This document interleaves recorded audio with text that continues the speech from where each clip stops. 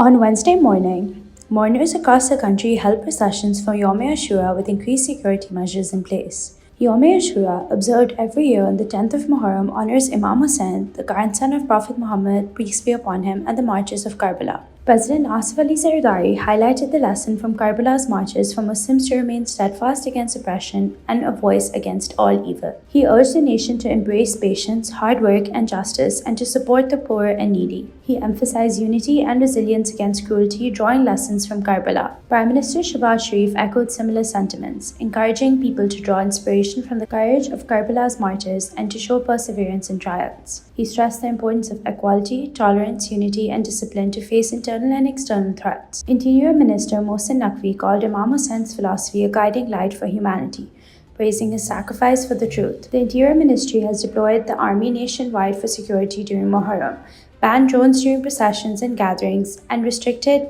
pillion riding and carrying licensed weapons in Sindh for safety. In Sindh, 59,000 policemen were assigned to secure all processions, ensuring peace and order during the solemn observance. Also on Wednesday, an explosion occurred at 𝐶𝐬𝐬 police station when stored hand grenades accidentally detonated, injuring 5 policemen and 1 suspect. Deputy Inspector General 𝐃𝐚𝐰𝐬𝐴 attributed the blast to old grenades exploding due to intense heat. 4 officers are on respirators, with 2 in critical conditions being transferred to Aga Khan Hospital for treatment. The police station suffered severe damage, destroying vehicles and causing significant structural harm. 𝐒𝐭𝐨𝐫𝐢𝐬 clarified to DawnNews that the incident was not an act of terrorism, but an accident caused by the heat. 𝐶𝐬𝐬 Senior Superintendent of the Police Tariq Nawaz reported that 2 critically injured individuals were taken to civil hospital in Hyderabad. The injured were identified as Head Constable Mohammed Baksh, ASIS Rasool Baksh, and Ghulam Moinuddin, Police Constables Irshad and Ali Abdul Taif, and a suspect named Jamshed. Following the explosion, a bomb disposal team sealed the station and collected evidence.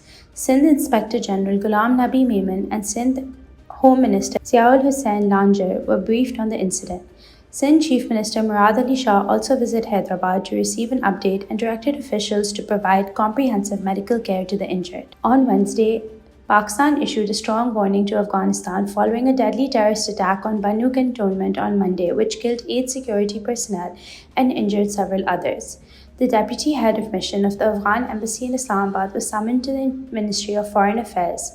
Pakistan officials expressed deep concerns and demanded that the Afghan interim government thoroughly investigate the incident and take immediate action against the perpetrators. They also urged Afghanistan to prevent future attacks from its soil. The Hafiz-ul Bahadur group responsible for the Bannu attack, along with Tehreek-e-Taliban Pakistan (TTP), has carried out numerous deadly attacks within Pakistan. Islamabad emphasized its serious concern over the presence of such terror groups in Afghanistan, which threaten Pakistan's security and strain bilateral relations. The statement reiterated that Bannu cantonment attack highlights the ongoing threat of terrorism to regional peace and security.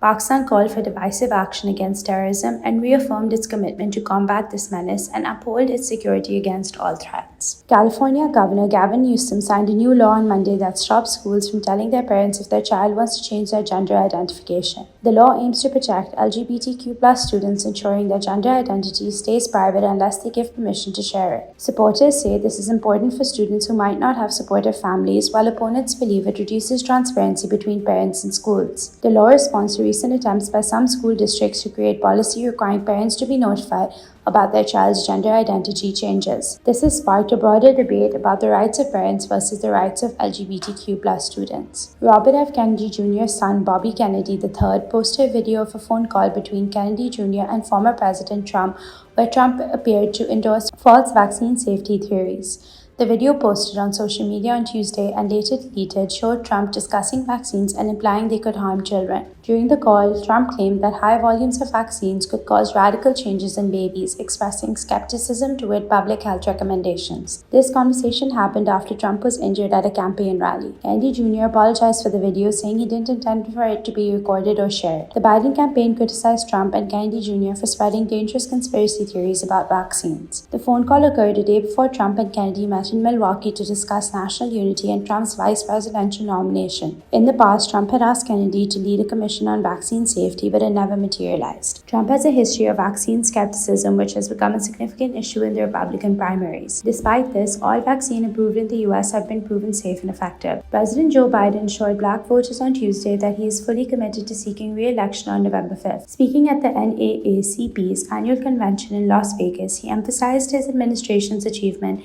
especially in lowering black unemployment, and criticized Trump's record. Biden expressed relief that Trump wasn't seriously hurt in recent assassination attempt, but criticized his economic handling during the pandemic and his previous false claims about President Obama's citizenship. The Biden campaign paused attacks on Trump following the assassination attempt, focusing instead on unity. Biden highlighted his administration's accomplishments and addressed concerns about his age, affirming his capability and commitment to the job. He plans to speak to Latino leaders next, while Trump and Republicans gather in Milwaukee for their convention. Two attack drones targeted a military base in Iraq where U.S. and international forces are stationed in Anbar province. According to an unnamed security official who spoke to AFP news agency, one drone was shot down outside Ain al-Assad base by defense systems, and the second exploded inside the base without causing any injuries or damage. The Islamic Resistance in Iraq, a group of Iran-backed armed factions, has launched over 175 rocket and drone attacks against US-led troops in Iraq and Syria. They claim these attacks are in solidarity with Palestinians amid the ongoing war in Gaza